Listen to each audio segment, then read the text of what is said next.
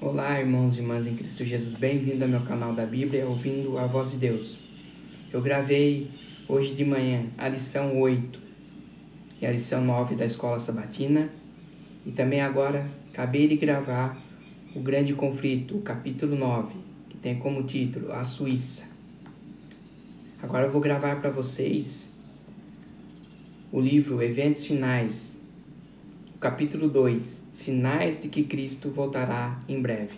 Quem escreveu esse livro, Eventos Finais, foi a serva do Senhor Ellen G. White. Ela também escreveu O Grande Conflito. Aqui no capítulo 2 eu vou relatar para vocês tudo que ela deixou, que ela escreveu, os sinais que Cristo voltará em breve. Antes da gente iniciar esse capítulo 2, Eventos Finais, eu peço a ajuda de vocês. Se inscreverem no meu canal da Bíblia, ouvindo a voz de Deus, ativar o sininho das notificações para receberem meu vídeo e compartilhar meu vídeo para maiores número de pessoas. Eu preciso da ajuda de vocês. Quanto mais vocês se inscreverem, deixarem seu like, o canal vai crescendo e eu vou trazendo mais conteúdos para vocês da Palavra de Deus. É só se inscrever, é tudo grátis, não vai cobrar nada. Eu preciso da ajuda de vocês. Me ajude aqui no YouTube. Agora vamos para o capítulo 2 do Eventos Sinais, Sinais de que Cristo voltará em breve. A grande profecia de nosso Senhor. Cristo preveniu seus discípulos da destruição de Jerusalém e dos sinais que ocorreriam antes da vinda do Filho do Homem.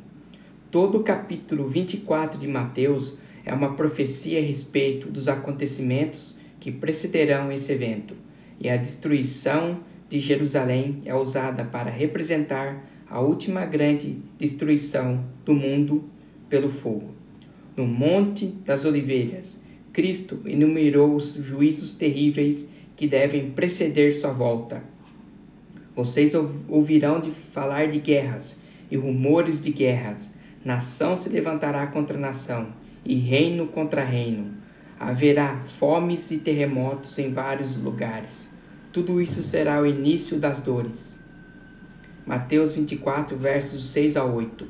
Embora essas profecias tenham se cumprido de forma parcial, na destruição de Jerusalém, aplicam-se mais diretamente aos últimos dias. Então nós vimos aqui que Cristo previu a destruição de Jerusalém. Jerusalém foi destruída no ano 70. Cristo falou e aconteceu. Foi uma profecia que Cristo falou e se cumpriu. Se vocês lerem Mateus 24, vocês vão ver tudo que Cristo, os sinais que Cristo deixou antes da sua volta.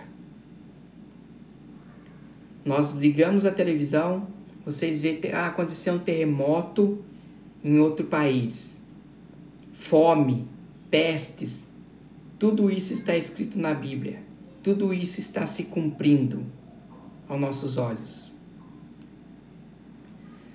Sinais nos céus. Segundo Cristo, no fim da grande perseguição papal, o sol se escureceria e a lua não daria sua luz. Mateus 24, verso 29. Em seguida, caíram as estrelas do céu, e ele disse ainda: aprendo a lição da figueira, quando seus ramos se renovam, as suas folhas começam a brotar. Vocês sabem que o verão está próximo. Assim também, quando virem todas estas coisas, saibam que ele está próximo às portas. Cristo deu sinais de sua vinda. Declarou que podemos reconhecer quando isso estiver para ocorrer. Ele disse a respeito dos que veriam esses acontecimentos: não passará essa geração sem que tudo isto aconteça. Mateus 24, verso 24. Mateus 24, verso 34. Esses sinais já apareceram. Agora sabemos com certeza que a vinda do Senhor está bem próxima. Sinais na terra. Jesus declarou: haverá sinais no sol, na lua e nas estrelas. Sobre a terra, angústia entre as nações. Lucas 21, versículo 25, Mateus capítulo 24, verso 29, Marcos, capítulo 13, dos versos 24 a 26 e Apocalipse, capítulo 6, versos do 12 a 17. Os que contemplam esses prenúncios de sua vinda devem saber que está próximo às portas. Mateus 24, verso 33. As nações estão agitadas, tempos preocupantes estão diante de nós. O coração das pessoas está aterrorizado pela expectativa das coisas que sobrevirão ao mundo. Mas os que creem em Deus ouvirão sua voz em meio à tormenta, dizendo: sou eu, não tenham medo. Uma história estranha e significativa está sendo registrada nos livros do céu. Eventos que, segundo foi declarado, precediam de perto o grande dia de Deus. Tudo no mundo está em agitação. Falsos profetas. Como um dos sinais da destruição de Jerusalém, Cristo havia dito: e surgirão muitos falsos profetas, enganarão a muitos. Mateus 24, 11. Apareceram falsos profetas enganando o povo, levando grandes números ao deserto, mágicos e curandeiros, alegando o poder de operar milagres, atraíram o povo e conduziram para a solidão das montanhas. Mas essa profecia foi dada também para os últimos dias. Esse sinal é o indicativo do segundo advento de Cristo. Encontraremos falsas alegações, surgirão falsos profetas, haverá sonhos e visões falsificados. Porém, preguemos a palavra, não nos desviemos da voz de Deus em sua palavra. Tenho recebido a revelação de que muitos reivindicarão estar sendo ensinados por Deus de modo especial e tentarão conduzir outros e, a partir dos pressupostos errados de missão, empreenderão uma sombra que Deus nunca confiou a eles. O resultado será confusão. Busque cada um a Deus com maior fervor para que possa compreender individualmente a vontade dele. Então, meus queridos irmãos e irmãs em Cristo, prestem atenção. Tem muitos falsos profetas. Dizem que operam milagres, mas é tudo mentira, é tudo falso. Esses falsos profetas, esses falsos pastores querem só ganhar dinheiro em cima dos fiéis. Não querem pregar a palavra. Ficam cada dia mais ricos nas custas dos fiéis. Então eu falo para vocês, estudam a Bíblia, prestam atenção na palavra de Deus. É um alerta para nós. Cristo deixou esses sinais para a gente se apegar cada dia mais em Cristo, porque a volta de Jesus está cada vez mais perto. E Ele está voltando. Cristo vai voltar para nos buscar. Aqueles que permanecem em Cristo, são fiéis a Cristo. Cristo vai buscar essas pessoas. Cristo tem verdadeiros adoradores aqui na terra, que guardam a sua lei. Agora aqui vai ter uma experiência com um falso profeta. Ontem à noite um jovem que nenhum de nós conhecia, mas alegando ser o irmão da Victoria, estado da Austrália, veio nos visitar e disse que queria tratar de algo com a irmã White.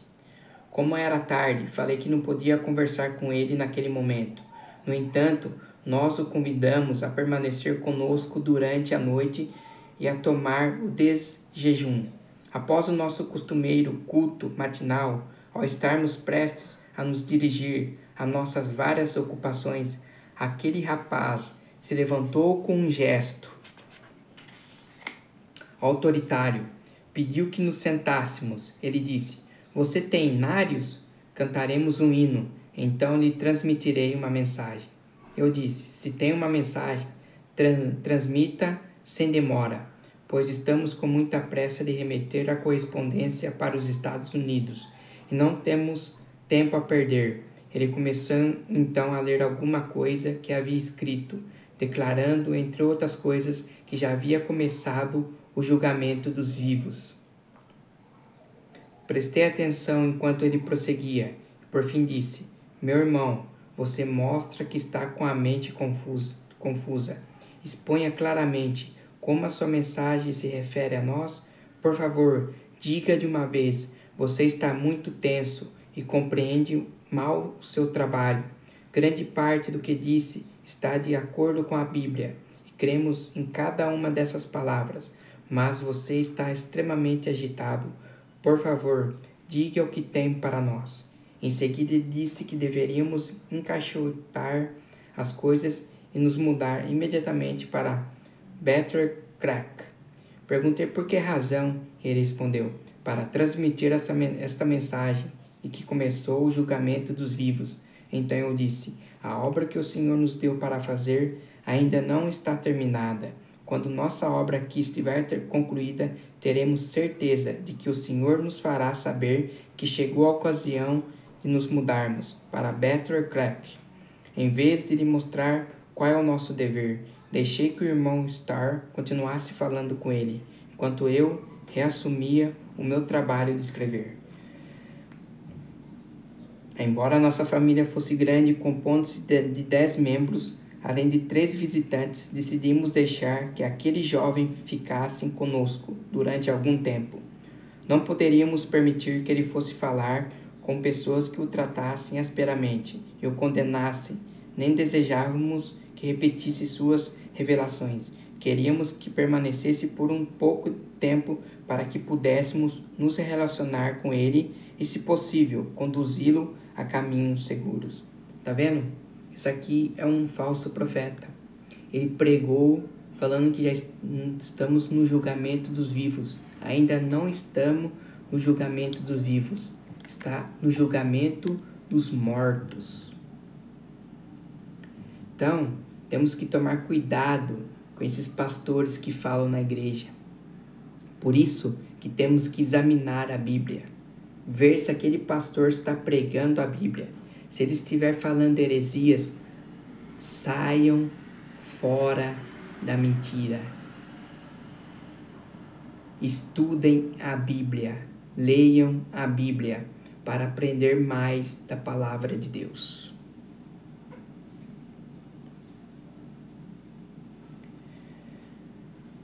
A glutonaria é a falta de autocontrole, constitui o fundamento da grande depravação moral em nosso mundo. Satanás está ciente disso e tenta constantemente a homens e mulheres para que cedam à gula à custa da saúde e mesmo da própria vida.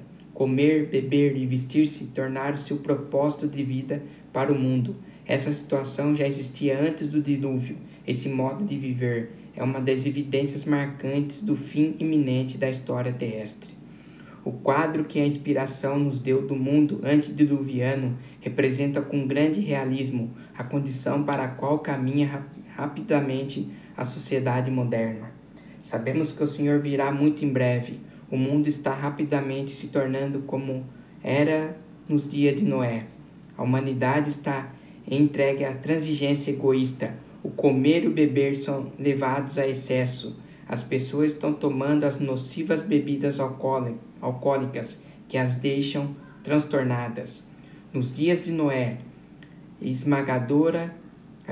a esmagadora maioria se opunha à verdade e havia se apaixonado por um conjunto de falsidade. A terra estava cheia de violência. A guerra, o crime e o homicídio estava na ordem do dia. Assim será também antes da segunda vinda de Cristo. Os sindicatos trabalhistas rapidamente se agitam e apelam à violência. Se suas reivindicações não são atendidas, está ficando cada vez mais claro que os habitantes do mundo não estão em harmonia com Deus. Nenhuma teoria científica pode explicar os constantes movimentos sob o comando de Satanás. Em toda a multidão, anjos ímpios estão em operação, instigando as pessoas a cometer atos de violência. A perversidade e crueldade dos seres humanos alcançarão tal magnitude que Deus se revelará em sua majestade. Muito em breve, a impiedade do mundo terá atingido seu limite, e como nos dias de Noé, Deus derramará os seus juízos. Os terríveis relatos que ouvimos de homicídios, roubos, acidentes e atos de violência declaram que o fim de todas as coisas está próximo. Agora mesmo, precisamos estar nos preparando para a segunda vinda do Senhor. Muito sério que eu estou falando para vocês. Cristo está voltando. Cristo vai trazer juízo a esta terra para as pessoas que não se arrependerem. As pessoas que querem ficar no ato de violência, homicídio, cometendo pecados, vivendo no pecado, será julgado por Deus, terá o juízo de Deus. E Deus é fogo consumidor. Você que está no caminho errado, caminhando para o pecado, se arrependa agora. Se arrependa de todo o seu coração. Se entregue a Jesus, porque Deus não tem prazer na morte de ninguém. Ele quer que todos se convertam. Deus ainda está te dando chance, porque a porta da graça ainda está aberta. Quando a porta da graça se fechar, meu amigo, você que foi salvo, foi salvo. Quem não foi salvo, não será mais salvo. E aí não adianta mais crer a salvação. Quem está perdido, ficará perdido. É muito sério. Noé pregou 120 anos para aquelas pessoas e elas não se converteram. Deus mandou o dilúvio, morreram muitas pessoas. Sabe quem entrou na arca? Noé, sua mulher, seus filhos e as mulheres dos seus filhos. Somente eles entraram na arca, porque eles entenderam a salvação de Deus. A graça de Deus ainda está aberta. Quando ela se fechar, aí o mundo vai ficar num caos. É muito sério. Guerras e desastres. Aproxima-se a tempestade e precisamos nos preparar para a sua fúria, mediante arrependimento para com Deus e fé em nosso Senhor Jesus Cristo. O Senhor se levantará para sacudir terrivelmente a terra. Veremos aflições por todos os lados. Milhares de navios serão arremessados para as profundezas do mar. Esquadras submergirão, sendo sacrificadas milhões de vidas humanas, e romperão inesperadamente incêndios que nenhum esforço humano será capaz de extinguir. Os palácios da terra serão varridos pela fúria das chamas, serão mais e mais frequentes os desastres em estradas de ferro, confusão, colisões e mortes, sem tempo para preveni-las, ocorrerão nas grandes rotas de viagem. O fim está perto, a graça está para terminar. Busquemos a Deus enquanto se pode achar, invoquemo-lo enquanto está perto. A guerra predominará nas últimas cenas da história terrestre. Haverá epidemias, pragas e fomes. As águas do oceano ultrapassarão seus limites. Propriedades e vidas serão destruídas pelo fogo e por inundações. Devemos estar nos preparando para as mansões que Cristo foi preparar para os que o amam. Na última sexta-feira pela manhã, pouco antes de acordar, uma cena impressionante me foi apresentada. Parecia que eu havia acordado, mas não estava em minha casa. Das janelas eu podia avistar um incêndio terrível. Grandes bolas de fogo caíam sobre as casas, e dessas bolas voavam flechas incandescentes em todas as direções. Era impossível apagar os fogos que se acendiam, e muitos lugares estavam sendo destruídos. O terror do povo era indescritível. Depois de algum tempo, acordei e vi que estava em casa. Vi uma imensa bola de fogo cair no meio de algumas lindas habitações, destruindo-as imediatamente. Ouvi alguns dizerem: sabíamos que os juízos de Deus sobreviriam à terra, mas não sabíamos que viriam tão cedo. Outros, quase chorando, diziam: vocês sabiam? Então por que não nos disseram? Nós não sabíamos. Terremotos e inundações. O inimigo atuou no passado e ainda está atuando. Ele desceu com grande poder. O Espírito de Deus está se retirando da terra. Deus tem retirado sua mão? Só temos que olhar para Jones, Pensilvânia. Ele não impediu que o diabo destruísse totalmente aquela cidade. Esse tipo de incidente será mais comum até o fim da história terrestre. A crosta terrestre será dilacerada pelas explosões dos elementos ocultos nas entranhas da terra.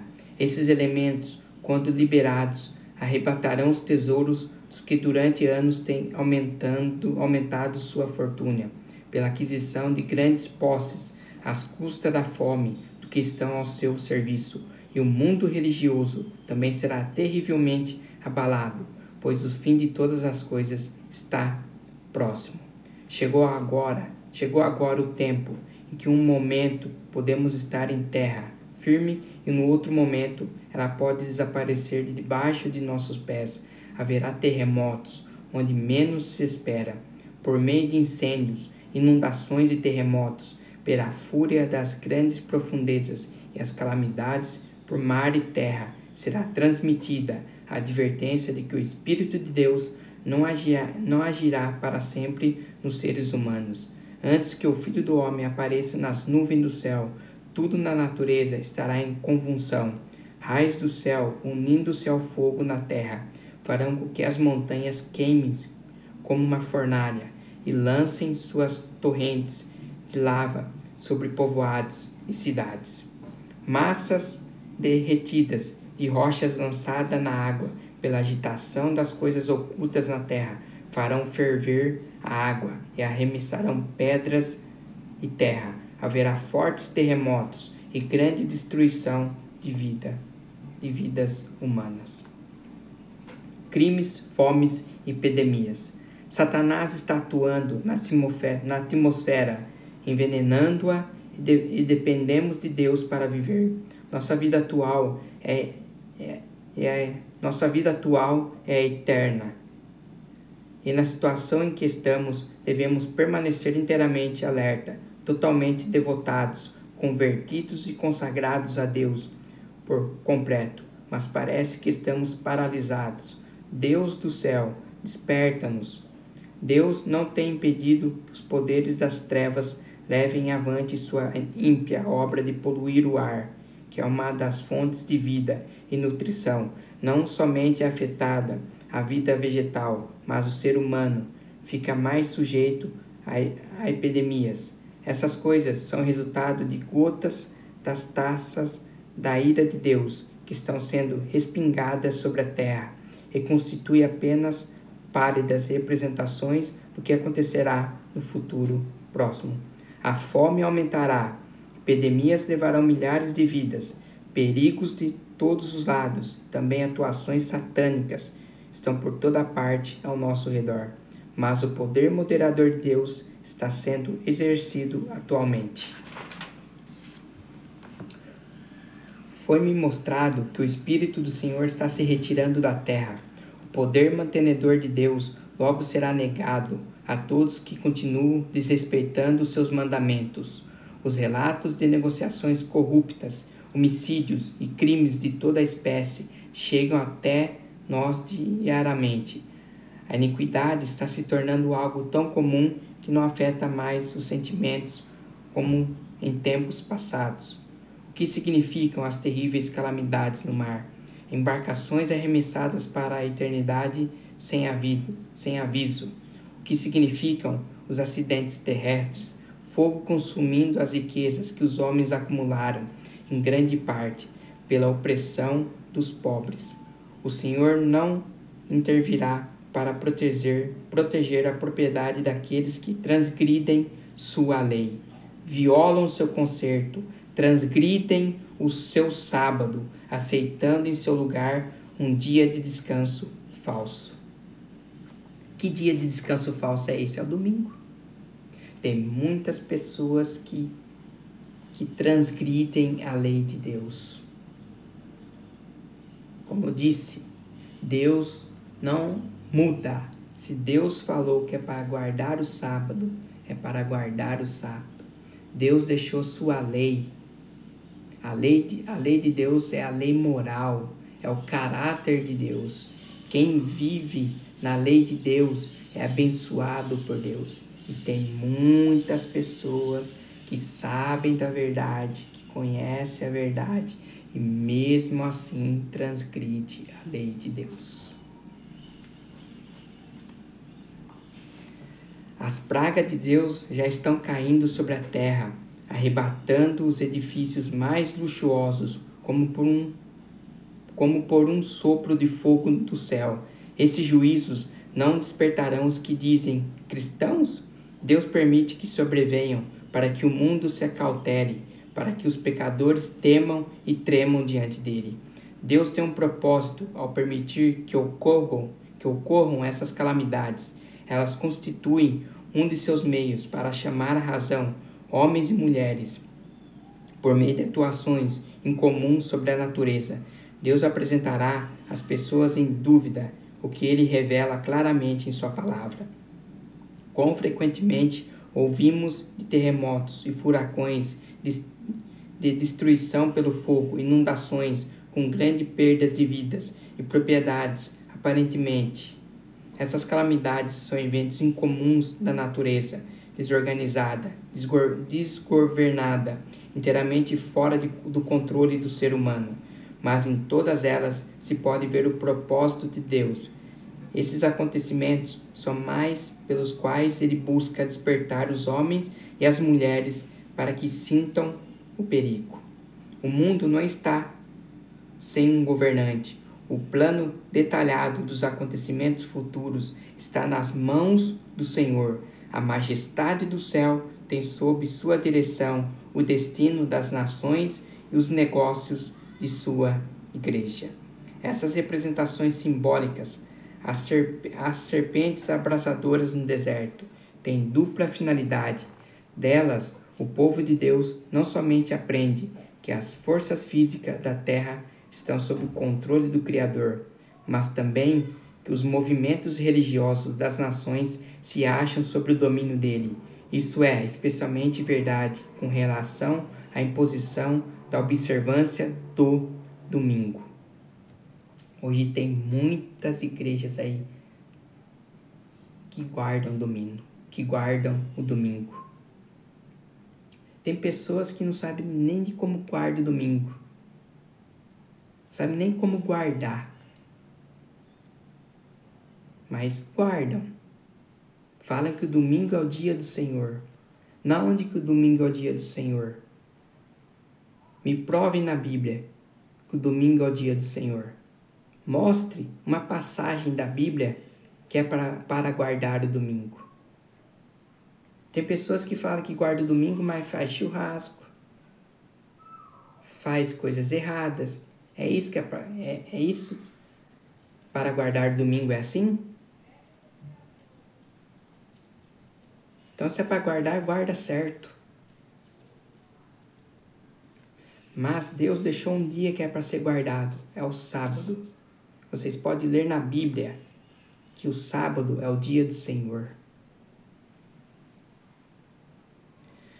Na grande obra do fim dos tempos, nos defrontaremos com situações espantosas, com as quais não saberemos lidar, mas não esqueçamos de que os 3 grandes poderes do céu estão atuando, que a mão divina está ao leme, e Deus fará cumprir seus desígnios. Assim como aquelas rodas complicadas estavam sob a direção da mão que havia sobre as asas dos querubins, o complicado desenrolar dos acontecimentos está sob a direção divina. Por entre os conflitos e tumultos das nações, aquele que se assenta acima dos querubins ainda dirige os negócios da terra. Nos registros da história humana, o desenvolvimento das nações, o nascimento e a queda dos impérios aparecem como que dependendo da vontade e da proeza do ser humano. A configuração dos acontecimentos parece determinada em grande medida pelo seu poder, ambição ou capricho, mas na palavra de Deus a cortina é afastada e podemos ver acima, atrás e pelos lados as partidas contrapartidas do interesse, do poder e dos desejos humanos, os agentes do todo misericordioso, executando paciente, silenciosamente os conselhos de sua vontade. Poupando a vida do primeiro homicida, Deus apresentou diante de todo o universo uma lição a respeito do grande conflito. Foi intuito dele não somente conter a rebelião, mas demonstrar a todo o universo a natureza dessa rebeldia. Os santos habitantes de outros mundos observavam com mais profundo interesse os acontecimentos que se desenrolavam na Terra. Deus tem a afeição e a aprovação do universo inteiro, enquanto passo a passo seu grande plano avança para o cumprimento completo.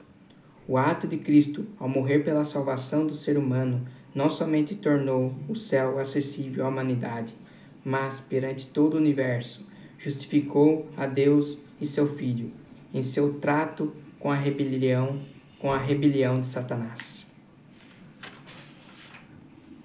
Todo o universo está observando com inexprimível interesse as cenas finais da grande controvérsia entre o bem e o mal. Nosso pequenino mundo é o livro de estudo do universo. Então esse foi o capítulo 2 do Eventos Finais. Sinais que Cristo voltará em breve. Então, nós vimos aqui todos os sinais que Cristo deixou, que ele vai voltar em breve. O Espírito de Deus está se retirando da terra. Eu quero ler uma passagem para vocês, Mateus 12, que comprova que o sábado é bíblico. Aqui está a resposta para vocês. Aqui a Bíblia vai te dar a resposta. Abra sua Bíblia em Mateus capítulo 12. Eu só vou ler esse verso. E vocês vão ler aí nas suas Bíblias também. Vocês reflitam, meditem nesse verso. Vamos abrir a Bíblia em Mateus capítulo 12, verso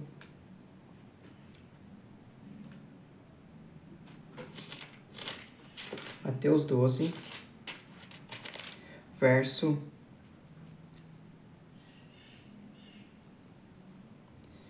8. Olha o que diz aqui. Isso já confirma tudo. Pois o Filho do Homem é Senhor do sábado. Quem que é Senhor do sábado? Jesus. Jesus é o Senhor do sábado. Por que ele é o Senhor do sábado? Porque ele criou o sábado. Ele é dono do sábado. Se você tem um carro, você é senhor do seu carro. Você é dono do seu carro. Você tem uma fazenda, você é senhor da fazenda, porque você é dono. Então, se Jesus, ele criou o sábado, ele é senhor do sábado. Se Jesus disse que tem que guardar o sábado, é guardar o sábado. Não é o domingo. O domingo é o primeiro dia da semana. O sábado é o 7º dia da semana. Deus criou o mundo em 6 dias e descansou no 7º dia. Leia Gênesis capítulo 2. Leia lá. Depois vocês leem também Êxodo capítulo 20, dos versos 8 a 11. Lá fala do sábado. O sábado é bíblico. Jesus, quando ele morreu, Jesus morreu numa sexta-feira e descansou no sábado e ressuscitou no domingo. Então, que Deus abençoe vocês, meus queridos irmãos, irmãs em Cristo. Prestem atenção, leiam Mateus 24, que vocês vão ver os sinais que Jesus deixou. Em breve que ele voltará. Os sinais estão acontecendo, terremotos, fome, epidemias, doenças, tudo está acontecendo ao nosso redor. É sinais que Cristo deixou, que ele está voltando. E nós temos que nos preparar para a volta de Jesus. A cada dia, todos os dias, nós temos que preparar para a volta de Jesus. Porque Jesus está voltando para buscar aquelas pessoas que são fiéis, que guardam seus mandamentos. Como eu falei, a graça de Deus ainda está aberta. Quando a porta da graça se fechar, não tem como mais você se salvar. Quem foi salvo foi. Quem não for, não será mais. É muito sério. Estou alertando vocês. Cuidado também com esses falsos profetas que pregam heresias. Você vai na igreja, leve a sua Bíblia. Se o pastor falar coisa fora da Bíblia, cai fora desse engano. Sai de Babilônia. Sai do engano. Cuidado com os enganos, porque esses falsos profetas só querem saber de ganhar dinheiro, de ficar ricos na custa dos fiéis. Por que eles ficam ricos? Porque os fiéis não estudam a Bíblia, não leiam a Bíblia. Ficam só ouvindo, pastor, tá certo, o senhor tá falando, eu vou te dar o dinheiro. Vai enriquecendo ele, vai deixando ele cada vez mais rico. Vai lá, tira aí o dinheiro do leite do seu filho, do pão que você ia comprar para o seu filho, para vocês comer. Tira aí, dá lá para o seu pastor. Depois você vai lá para o seu pastor e fala para ele assim, ô pastor, você pode dar o dinheiro para mim? Porque eu tô com fome, eu preciso comprar pão pro meu filho, pra gente comer. Eu tô sem arroz em casa, eu tô sem feijão. Me ajuda aí, pastor. Sabe o que vai falar para você? Minha filha, você não tem fé? Você tem que orar mais. É assim que esses lobos devoradores fazem. Quer ficar rico na custa dos fiéis. Isso aqui, os sinais que Cristo deixou. Falsos profetas, epidemias, terremotos, fome.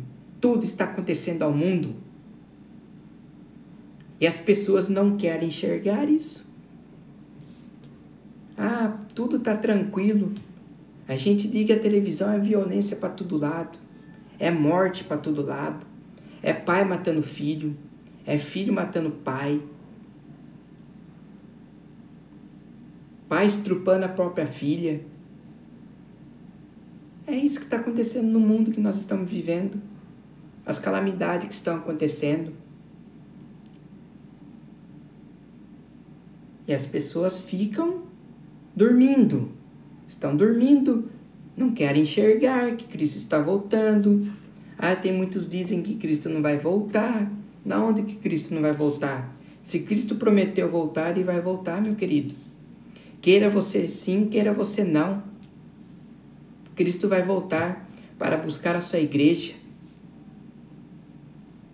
Aí quando Cristo estiver voltando, se você não se arrependeu dos seus pecados, o juízo de Deus vai vir sobre você. Tem muitas pessoas que vamos pro carnaval, vamos nos divertir, vamos fazer bagunça, vamos fazer fuá. Vai, a ira de Deus vai vir. E quando a ira de Deus vir, meu filho, minha filha, você não vai nem ver. Fica indo para aquelas festas mundanas,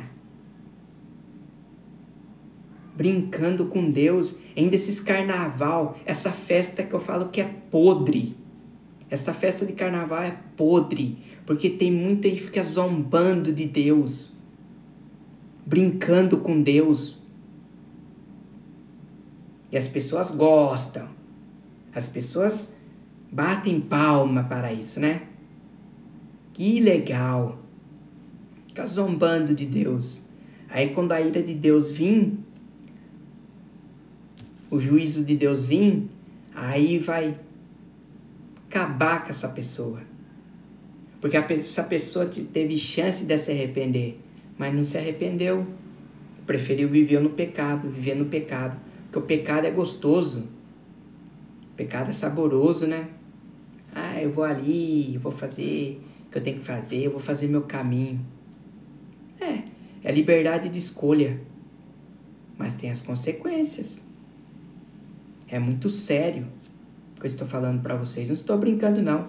Esse canal que eu tenho aqui, esse canal é para falar as verdades de Deus. Estou aqui para mentir, não. Estou aqui para ganhar dinheiro, não. Estou aqui para levar as verdades para vocês. Porque Deus tem que ser exaltado, adorado e glorificado. Eu te falo uma coisa, não brinque com Deus. Se você quer ir para suas festas mundanas, vai. Mas não zombe de Deus. Não brinque com Deus.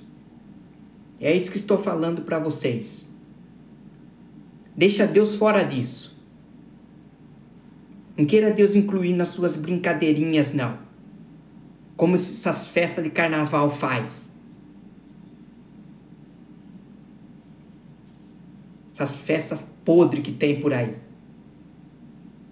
As pessoas estão brincando com Deus, estão zombando de Deus. Tira Deus fora disso. Que a graça do nosso Senhor esteja com vocês.